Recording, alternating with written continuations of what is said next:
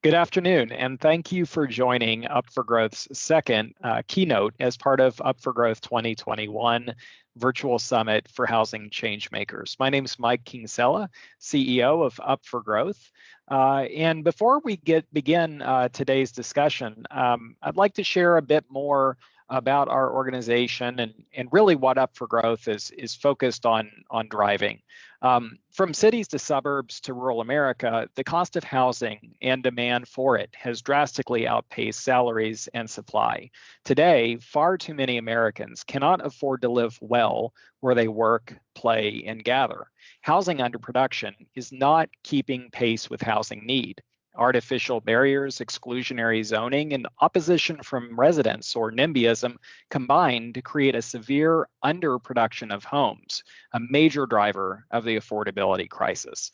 Unjust policies continue to drive working families, people with low incomes, and people of color out of high opportunity neighborhoods, areas that are rich in jobs, transportation, and infrastructure. In fact, racial discrimination has been embedded into housing policy for over a century and is a main driver of the nation's housing shortage. Housing stability is foundational to economic mobility, health and well-being, inclusion, and livelihood. To create access to opportunity and a housing ecosystem that serves everyone, policymakers must prioritize racial and economic equity outcomes and actively work to reverse the nation's history of exclusionary policies. We believe that housing should always be an opportunity, never an obstacle. Here at Up for Growth, we build and support a cross-sector member network of members and partners to help develop and implement just housing policy at all levels of government. We arm our network with evidence-based, forward-thinking solutions through collaborative, data-driven research and analysis. To drive results, we combine the lived experiences and expertise of our members with disciplined research and best practices to create new solutions to the nation's housing shortage. We aim to stay flexible, connected to change makers, and ready to respond to the emerging needs of communities. To solve a problem as big as the nation's housing crisis, we need the participation of everyone it touches. And so I'd like to invite you to consider joining Up for Growth if you're not yet a member. To register your interest, please go to the link on the screen and feel free to reach out. We'd love to chat with you. And without further ado, I'd like to introduce Sara Bronin.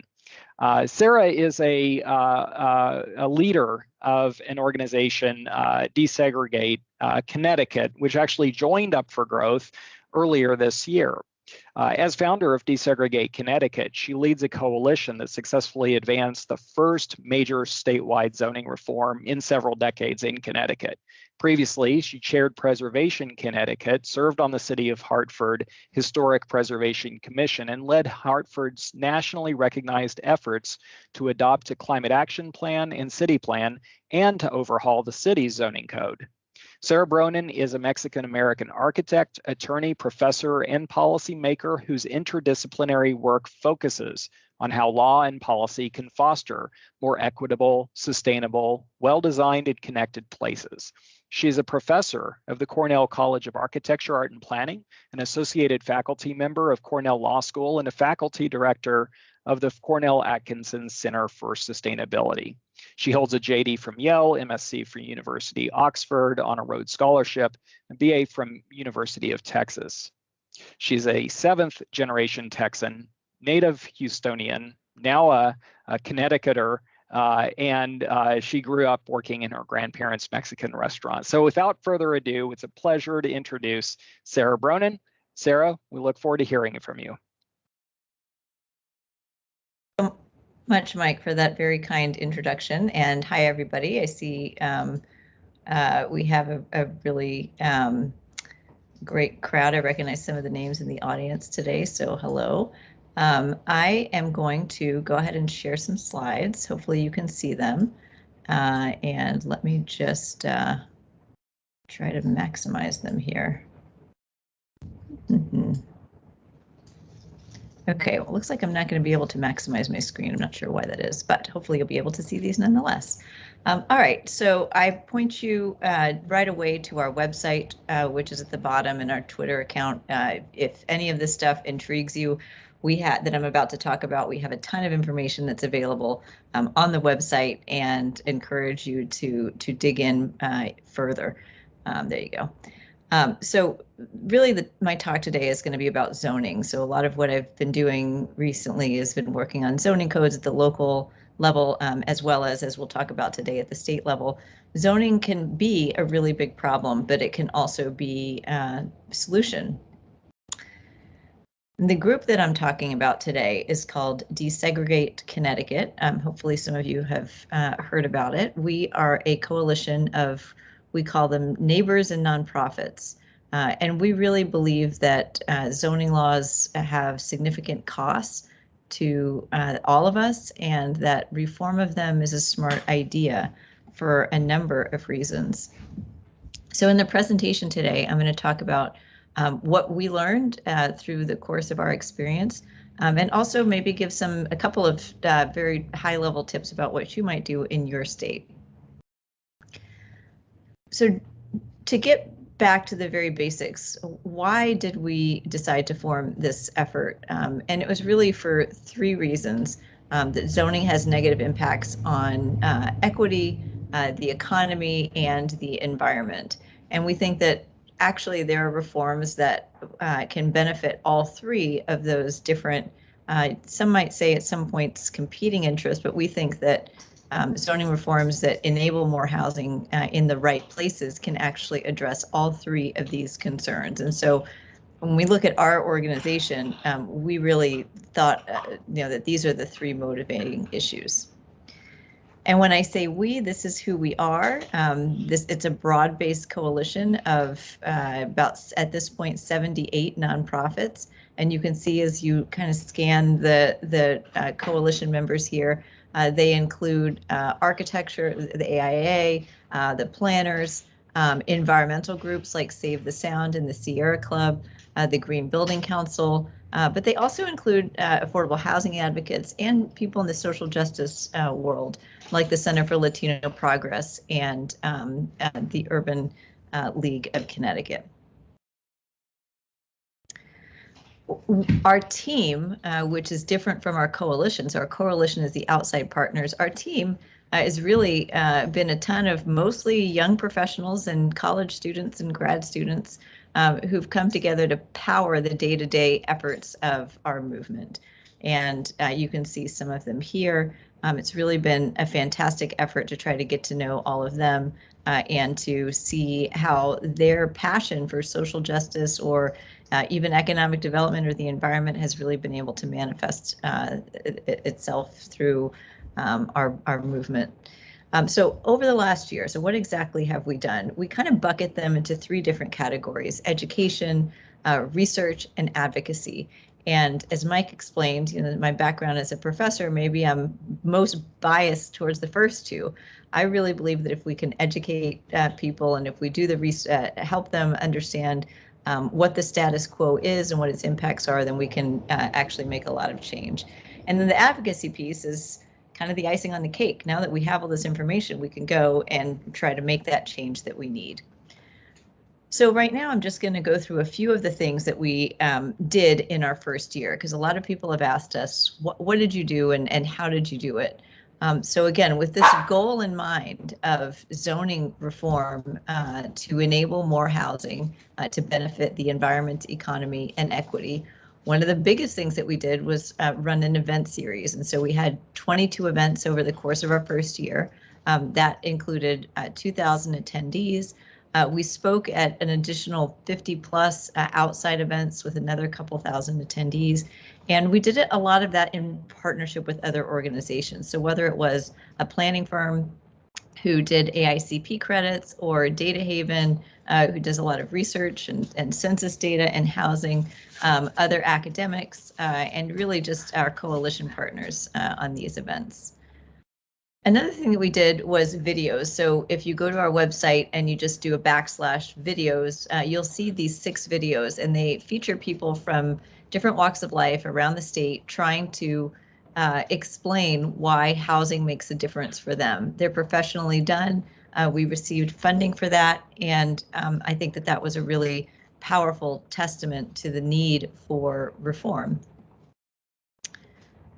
We also did a lot of community events. We did a zoning boot camp where we compensated participants for their participation.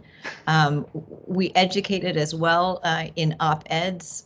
We helped encourage people to write op-eds and to find their voice, and people from small business owners to people who want to live in accessory housing, to people who couldn't find housing, to young people who wanted to stay in Connecticut but can't because it's not affordable.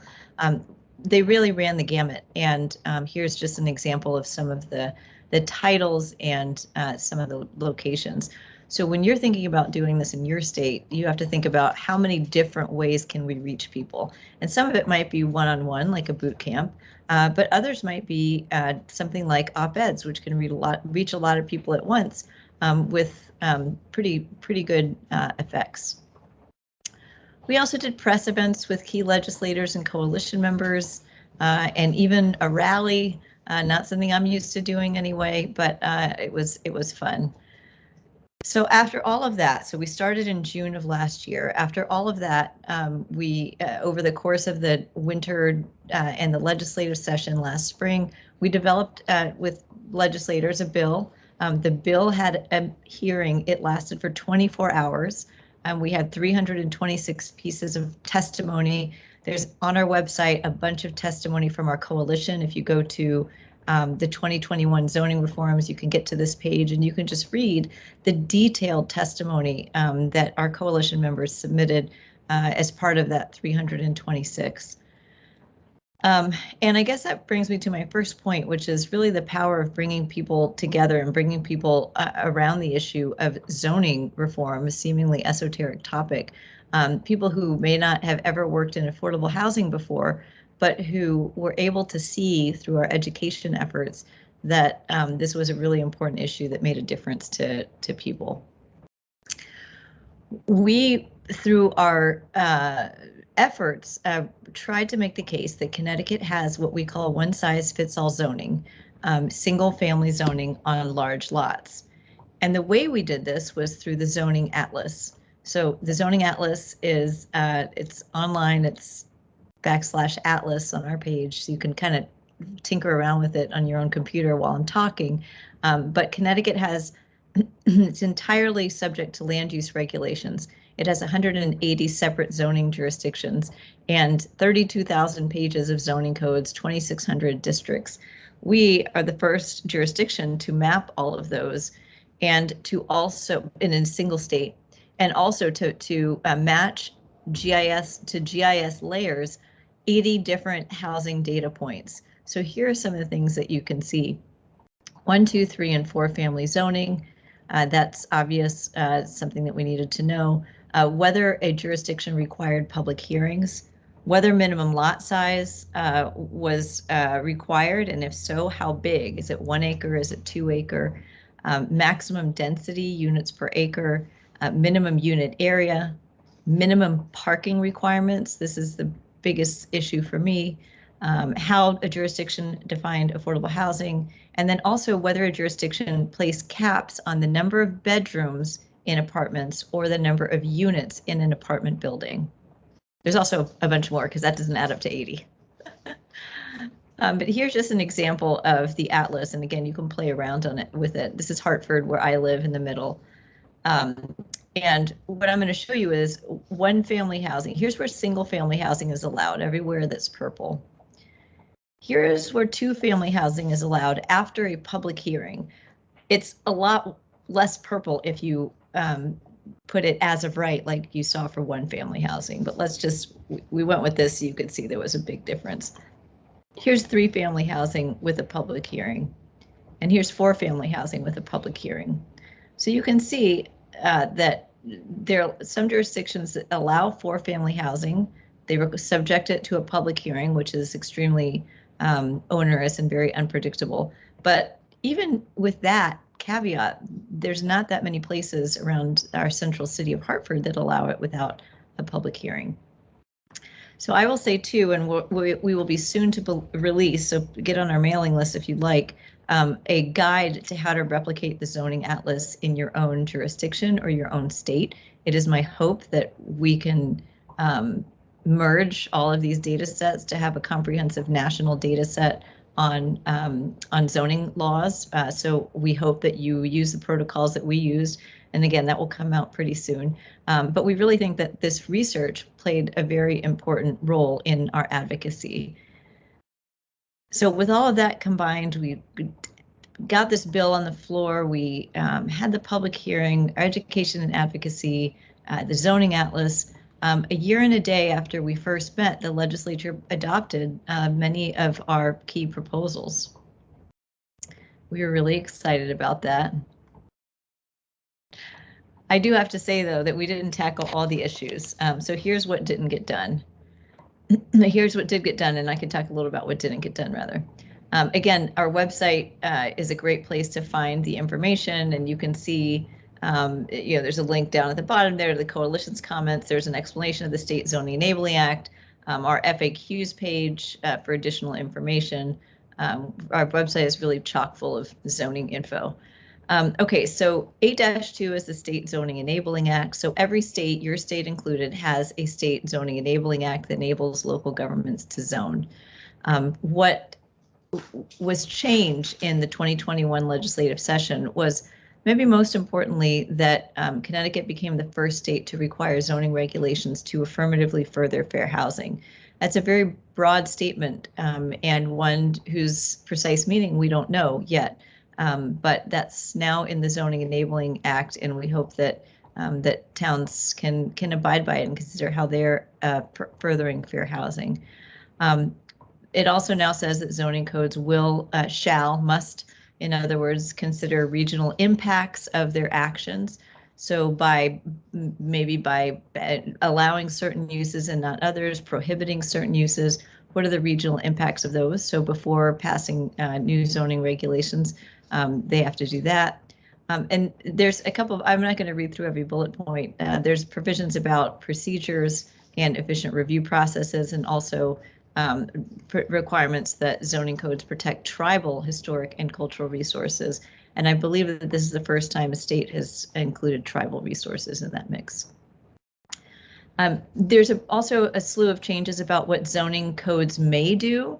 And this is really just articulating specific authority that towns can do. So solar and wind, combined heat and power, incentives for water conservation districts, and believe it or not, we did not have a provision here that allowed for floating zones or overlay zones and planned development districts in the state. So that's something that's new. I will also flag that the state law allows local governments to use the vehicle miles traveled standard instead of the level of service standard. And if you want to know more about that, which I highly encourage that your town or your state consider changing, California has done it for some projects, and now Connecticut enables it but doesn't require it. It's a really important change that changes our thinking about how we're designing buildings for traffic. By the way, Hartford, Connecticut, where we did the zoning code, encompasses pretty much everything I'm talking about here. And actually not a single housing project in Hartford has to be done as of right. It has to be done with a public hearing. Every housing is as of right. So I think that's pretty cool. And I think we're the first and only large city to do that. Okay, so changes to the Zoning Enabling Act that say what towns cannot do include that they cannot require a minimum unit size. So look at your own zoning code. It probably says somewhere, or you're maybe some Tony neighboring town, that apartment houses where they're permitted have to be a certain unit size. Now, some of these are were as high as 2,000 square feet. And those are in a couple of our shoreline towns, which are very expensive. But this new state law says you can't do that. It really is a deterrent to housing, and it's not necessary. You don't need a 2,000 square foot apartment. Towns cannot cap the number of multifamily housing units. So you can't say once we build 100 multifamily housing units in town X, we're done. It really has to go to that balancing test of what's the best thing for the region, what's the best thing for the town. We also, you would say, eliminated a traditional understanding of the term character. So the regulation, the statute now says that towns have to, if they're denying an application based on the character of the town, it has to be in accordance with architectural standards, not just subjective feelings about what kind of people a project might bring into the community. So we're really talking about architectural standards when we're talking about the character of place. And also, finally, towns can't deny applications on the basis of immutable characteristics, source of income, or income level.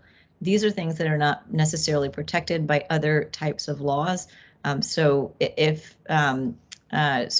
we thought it was a good idea. I guess the legislature thought it was a good idea to include. A couple other things I'll highlight. Hartford, again, I'll use our town here as a great example. We have no minimum parking requirements for any use. Again, I think we were the first city to do this completely in the jurisdiction, no matter what square footage, the size of the building. And believe it or not, the construction in Hartford continues. Developers where they need it are building parking up to the maximum, but we're not requiring them to do that, and thus requiring infrastructure for cars. So we're trying to let the free market do its work. If a developer thinks that they will need to provide parking, they will do that. The state legislation doesn't go as far as Hartford, but what it does say is that towns must cap minimum parking requirements to 1 for 0 and 1 bedroom apartments, or to 2 parking spaces for apartments that are 2 bedrooms or more. That said, there is a provision for towns to opt out of that. It's a little onerous. 2/3 of the legislative body, 2/3 of zoning commissions.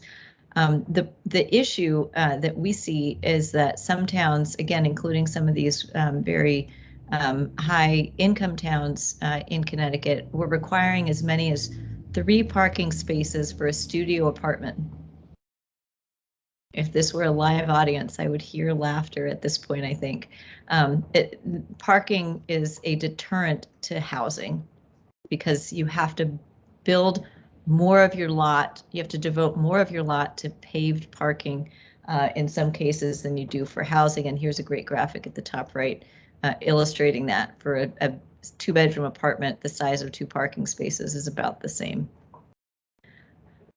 Okay, accessory dwelling units. Our legislation in Connecticut allows for accessory dwelling units anywhere single-family housing is allowed, legalizes them attached and detached, says that towns have to allow them 30% of the floor area or 1,000 square feet, whichever is less.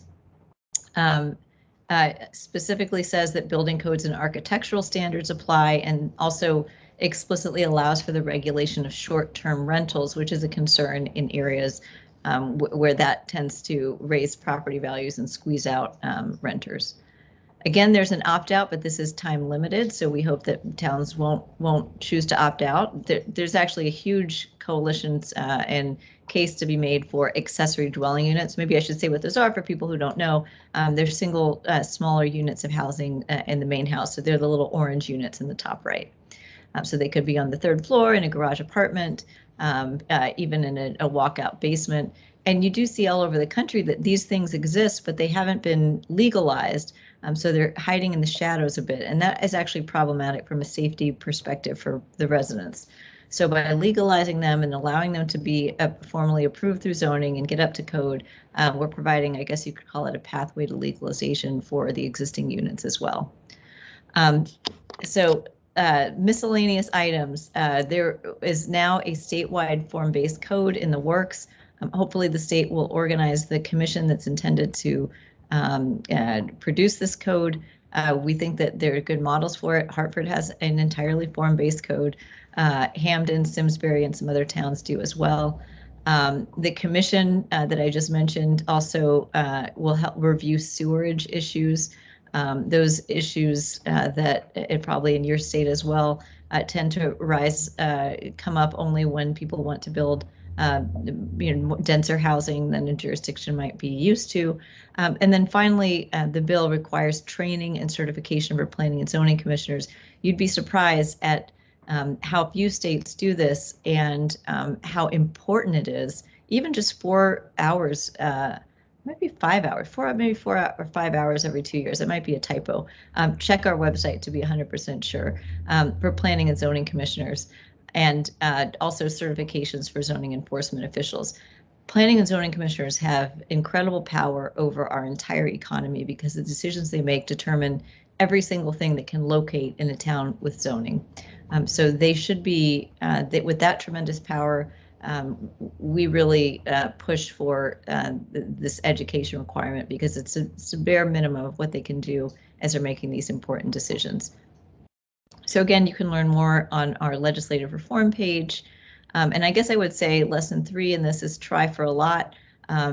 We had, of course, many awesome housing organizations over the years that have tried little piecemeal things in that agenda over the years. And part of it was that legislators weren't hearing from enough diverse voices. And by diverse, I mean people across different industries, people in the business community, as well as in the other communities I mentioned. So we felt with this big package, and there were a couple of things that got left out, but we felt with this big package that would make, they would have to do something, and they did. And I think it was pretty amazing to see it pass. I mean, really. So as we gear up in our second year, we are watching local efforts. We are developing like this one pager to the right about supporting accessory apartments and to deter opt-outs. We are doing packets and hopefully education for candidates for planning and zoning commissions. We are developing our statewide agenda. So these are 2 things that got left out. Housing on or near main streets and transit-oriented development. These are 2 really big things, and they're very, while the last set of reforms that we just did was really structural in a way, laying the groundwork, kind of ground rules, and adding accessory apartments and parking. These things are very targeted and specific, but they have the ability to pack a huge punch, allowing development where it isn't allowed now, allowing new housing options, equitable housing options. Our proposal last time around was that 10% of new units be designated deed restricted affordable. There's such an economic incentive to develop around train stations in particular that we think that that's going to be easy for developers to satisfy, and it will make a huge difference in especially high-income towns along our shoreline. We're also continuing our research. We're about to release a report on transit-oriented development. And again, if you're interested, you can sign up for the mailing list and check that out. We're also developing, because we have all this information in the zoning atlas, a zoning restrictiveness index. And we're, like I said, releasing a guide for the zoning atlas for other states. We've also introduced membership, which is really exciting. And I think that's it for me on the presentation side. What I think I want to do now is answer questions. And again, there's where you can find us online, and happy to spend the rest of the time on Q&A, because I know after I present that much, people are much more interested in kind of feedback and talking. So I'll turn it back over to our team at Up for Growth. Thank you, Sarah. Hi, everyone. I'm Melissa Winkler. I'm the Senior Policy Manager at Up for Growth, and I'll be kind of moderating the question portion. So if you have any questions for Sarah, please put them in the chat and we'll try our best to get to them. It doesn't look like we have any right now, but I wanted to start with, so your coalition is really impressive and very diverse. And so I just wondered, how did you go about forming such a wide coalition of people, and how long did that take you? Yeah, so I mean, really, it was very organic as we started meeting with our, I had just really put out Zoom meetings, invitations to listservs that I was on, and as people started meeting, they started saying, "Oh, well, let's call this something, let's do something," and it was very organic, and people, coalition members or people who attended those meetings who are part of organizations said, well, my member might be interested. Why don't you start a membership group? And that's how we did it. After the first maybe 6 months, we actually had such a big team of, these people young people that I showed We had a person, now we have a dedicated person then now devoted to partnerships and just reaching out, and especially for people who don't, and organizations who don't see how zoning might fit with their group. We would try to explain, hey, look, here's your interest in zoning, and encourage them to join. That's great, thank you. And our first question from the audience comes from Henry, who asks, of the 300 plus testifiers on your statewide reform bill, what was the pro-con spread? Do you have any sense of that? Oh, that was 326 pieces of positive testimony. So there was other negative testimony, but at the public hearing itself, the 24 hours, we did count that, and 70% of speakers were testified in favor. I don't know if the written testimony was that lopsided, but the people who were at the public hearing, 70% testified in favor. And it was very interesting at the public hearing because there certainly on the committee, which is where the public hearing is held, there were opponents to the bill. And what would happen is that they would ask their supporters lots of questions, the people who opposed the bill, so people who agreed with them, lots of questions and kind of drag it out. And then they would not ask questions of people who supported the bill. So in a way, it gave the people who, we got through more people overall than, maybe we would have if they were genuinely asking questions. But I thought that was an interesting strategy, and you might see that if you ever come across this. Yeah, that's great. And a follow-up to that, did you get any feedback that the sheer number of supporters influenced any legislatures? Did you see anyone on the fence kind of move in the pro direction? Yeah, I mean, I don't think this would have passed at all in a pandemic when the Capitol was closed and no legislators were meeting with anybody, and everybody said nothing is happening this session because of that, if we didn't just have sheer volume.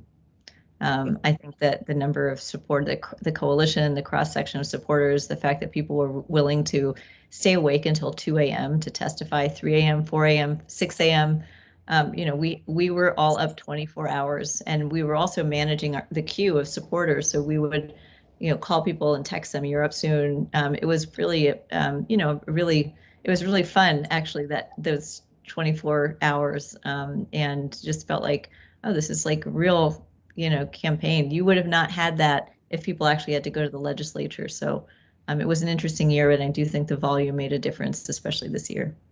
Yeah, absolutely. And speaks to the passion of the coalition that you built. The next question comes from Jamie, who asks if you can talk about the implications that zoning has on climate resilience. Sorry. Yeah. So if you go to the website, there's a page called Why Act, and we started putting some links to studies there. We're actually working on another report on that link. And I wrote an op-ed about it that's on our op-eds page too, about housing justice being climate justice. I mean, the reality is we can't go on living, developing land the way that we do. So Connecticut's 80% of Connecticut's primarily residential land, is the way we categorize it, requires a full acre minimum lot size for every house that's built. Okay, so you see already the environmental implications of that. It means that we're just forcing sprawl. And what we're also doing, and I must have moved around my slides in the presentation, but because I don't think I presented those, but 90% of our land allows for single family housing. 2% of our land allows for 4 or more family housing as of right. And we only know that because of the zoning atlas, and where that housing is allowed is pretty obvious. From a climate perspective, if we are building sprawl, it means we're more reliant on cars. And if we're more reliant on cars, we'll never be able to reverse the environmental degradation that's happening. That, and we are depleting our forests and causing more water, stormwater, polluted stormwater runoff, and hurting our rivers. So some people say, well, some people in responding to what we've been doing have said, oh, well, this is anti-environment, because what we really should have is these single family housing on 1 or 2 acre lots. And we've really tried to make the cases, and we don't have to make the case. I shouldn't even say that. We've tried to expose the truth that that kind of development is what's hurting us most. It's smarter for us from a climate perspective and a resilience perspective to develop more compactly and try to figure out alternatives to cars. Yeah, great, thanks. The next question comes from Ethan, who asks, how is the requirement to affirmatively further fair housing and zoning measured or enforced? What does it mean to AFFH in a zoning code, and how did you consider that, I guess, in your zoning reform work? As I said, we don't know. We don't know what it's going to mean. We're still figuring out what the federal standard for HUD housing is. So it's probably going to be something that will have to be litigated down the line, unless, of course, towns they all have to do affordable housing plans in the next year, and they could use that as an opportunity to say, this is our interpretation of it, and make a good faith effort to do that and to rezone in accordance with that. That's the hope, so it never has to be litigated, and that everybody kind of figures out what it means, and everybody in good faith is working towards that. Yeah. Shannon asks, have you had a chance to see the research out of New York that shows that a tailored neighborhood approach to upzoning is more beneficial, especially to BIPOC communities, than blanket citywide single-family upzoning? What are your thoughts on that in relation to affordable housing and displacement? And maybe if you haven't seen that research, just maybe some considerations you all made for displacement and minority communities in your zoning reform work? Yeah, so I mean, Hartford is 85% non-white community. That's where I work, and I'm Mexican American, and I have, I mean, obviously an interest being here in Hartford and in working with people from cities all over the state, which tend to, if you don't know Connecticut, be more diverse than the suburban areas in this particular issue. So I have an interest in this issue. That said, the majority of research, including research from New York City, says that the reason people get displaced is because there is not enough housing. And what we have done is we have made housing so difficult to build and so expensive to build, and the entitlement process so onerous, that we have hindered the free market from building housing.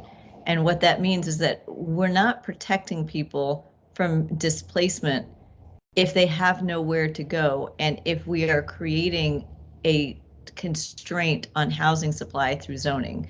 So the general consensus among scholars is that the more housing we build, the better it is for everybody. Even if we're building market rate housing in a neighborhood, and a lot of it, that actually tends to reduce the amount of displacement and lower rents for everybody. And I think that the narrative in many communities is, oh, if these people build this new apartment building, it's going to result in displacement, when actually in many cases the opposite is true. The more you constrain housing, the more displacement occurs. And New York City is a great example of that, because it is there's so many constraints on housing development. So so again, with that said, I will say that our policies that we've been promoting have really tried to, incorporate this concept of equity throughout. And I'll give you the transit-oriented development proposals that we will be working on through the legislature, hopefully this year.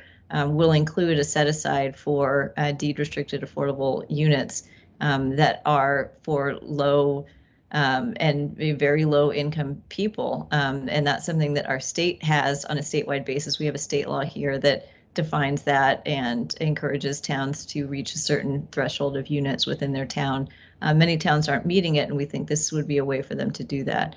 So, very big picture. I don't know which exact research you're talking about, but the other, the research that I'm familiar with kind of has that bent.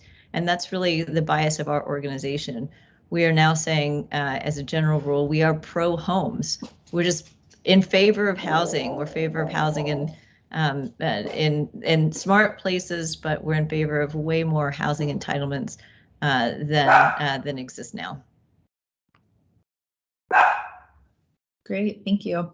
And Gerald asks, with the 80+ data points, did legislatures and the public, which ones did they find most compelling during advocacy? So in other words, if he wants to influence his local and state policymakers, but doesn't have the resources to create a full zoning atlas. Where should he concentrate research efforts? That's a hard question. I don't know where you are, Gerald, but if you're talking about at the local level, going to local housing, going through your local zoning code, and it's hard to say because you don't know what's important until you've collected the information. For example, we did not know that there was so much housing that was devoted to that had single family housing that had 1 acre minimum lot sizes. We did not know that 80% of the state had that. We didn't know that the 91% and 2% figures that I just gave you on single family as of right versus 4 family as of right. So, I mean, I guess I would start with the question of what amount of your town allows for 1, 2, 3, and 4 family housing, and try to discern that based on zoning maps. And you don't have to have GIS layers. You can just, look at your zoning map and, do some rudimentary shading and that kind of thing. The other thing that is that you'll be able to see too, again, especially if you're in a single jurisdiction, is minimum parking requirements, because usually those apply to every zone regardless of the zone type or name. So minimum parking requirements are a huge problem. We have a page on our website devoted to parking. It's just /parking and research that you can look at. So I would definitely suggest you maybe start with those couple of things and see if you can get some headway. I mean, in general, legislators were very excited that they could see what was happening in their own town, and they could see how they were better and worse than other towns. So if they were on board and their constituents weren't, they could at least make the case that, hey, this other town, which is doing even better than ours, allows this housing, and so maybe we should too. Or it also allowed us, in places where legislators were not so sure, to show them, look, your town really does need to make changes. And we included on our zoning atlas a percentage of cost burden people, which is census defined as people spending more than 30% of their income on housing. And there's a huge number of people who are cost burdened no matter what kind of community you live in. And when legislators see that and are reminded of that, they can tie it to zoning to some extent. That's great. And just as a follow-up to that, what kind of messaging did you find was most effective in, you're probably not going to ever convince the extreme NIMBYs, but the people sort of on the fence about zoning reform, do you have some messages that you felt like resonated best? It really depends on the audience. So we're lucky that this issue is one where you can really build a broad coalition where there are lots of different arguments. So, when we're in settings which might be more rural, we can talk about the need for environmental and farmland preservation. When we're in settings that are more suburban, we can talk about the need for workforce housing and workers for small businesses. There's a lot of small businesses in Connecticut that have closed, and probably, again, the same is true in your state, because there's a shortage of workers who can actually get to these businesses. And that is why they've closed. There's been story after story about it. And so the interconnectedness between transportation, housing, our economy, that's another message that works for people. We've really tried to lay out those 3 separate messages on our background page of our website. So we do think that there are lots of different reasons for the reforms, and that there's a lot of different ways to get people excited about them.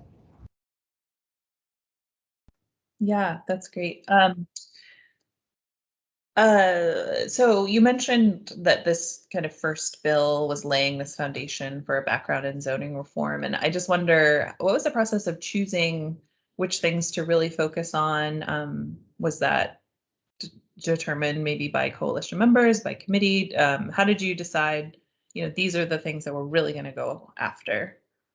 It was a consensus with our coalition members, and also, our team too is an important part of it. Not necessarily members of particular nonprofit organizations, but we all work together to build a consensus. And that's what we went forward with. So any of the coalition members on our coalition were for everything that we advocated for.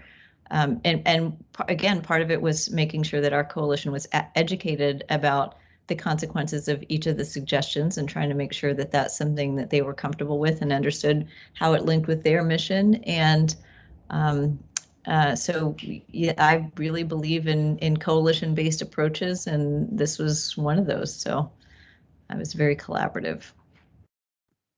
Yeah, that's great. And then I know for statewide bills, a lot of opposition comes up from the fight over local control. So local jurisdictions should be allowed to make these choices. Did you experience that, and kind of how did you confront that, or what sort of response did you give to the local control question? Yeah, I mean, that was the main, one of the main oppositions to, or main arguments in opposition to our work, which is, well, what about local control? Our main pitch was that we've heard from a lot of local elected officials and others who say a statewide approach would help us do the right thing. It would help us to move our community forward, and everybody would be doing it at the same time. It would just make it a lot easier for us to move forward. So we also, especially with those opt-outs that got added in at the last minute, so towns do have some options in those regards. But we also really tried to have solutions that were really a floor or a baseline, I guess you could say, things that were arguably extremely basic, like no minimum unit sizes, as really just a baseline rule. And those, we don't, there's probably no reason why one community needs them and a very similar community next door doesn't need them. For things like that, we, again, were able to make the case that this is not about local control. This is really, about something else. So we tried to show how we were actually here. I mean, everybody in Connecticut, everybody who testified is part of a local community. And the thought was that if we all do this together, it would actually enhance every community. That was our response, really. Yeah, great. And Tim asks if you would be able to share how you created the map through an open source so that people in other states and cities could recreate it. Yeah, so we're writing up how the research behind the map. I don't know what open source means. Maybe you're talking about some kind of the GIS mapping interface.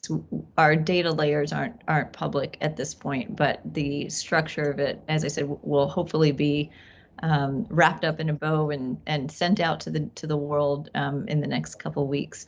So we do hope that other states recreate it. We've gotten a lot of interest from other states, and we definitely hope that happens. Yeah, great. Yeah, I think that the toolkit that you mentioned will be really helpful to a lot of other people, especially given your great success in Connecticut. That looks like all the questions. So I'll pass it back to you, Sarah, if you want to do some closing remarks. And then I think just one more question if the slide deck will be available. Oh, yeah, sure. I assume you guys are making recordings available.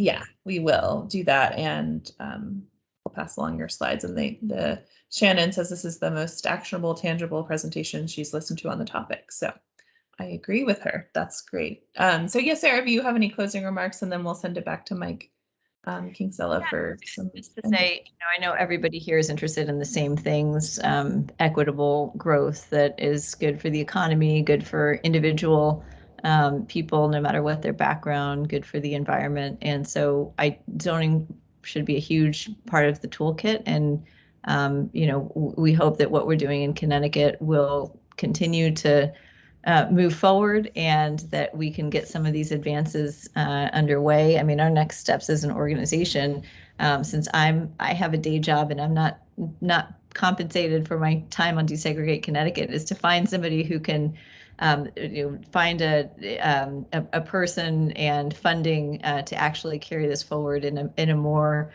directed way, and less in a when do I have free time and when does our team have free time kind of way. So that's kind of our next steps, and we're really excited to hopefully continue to carry these ideas forward and and to make Connecticut, which you may know is called the land of steady habits, to be a leader in thoughtful land use policy. So thank you for the time, and stay in touch.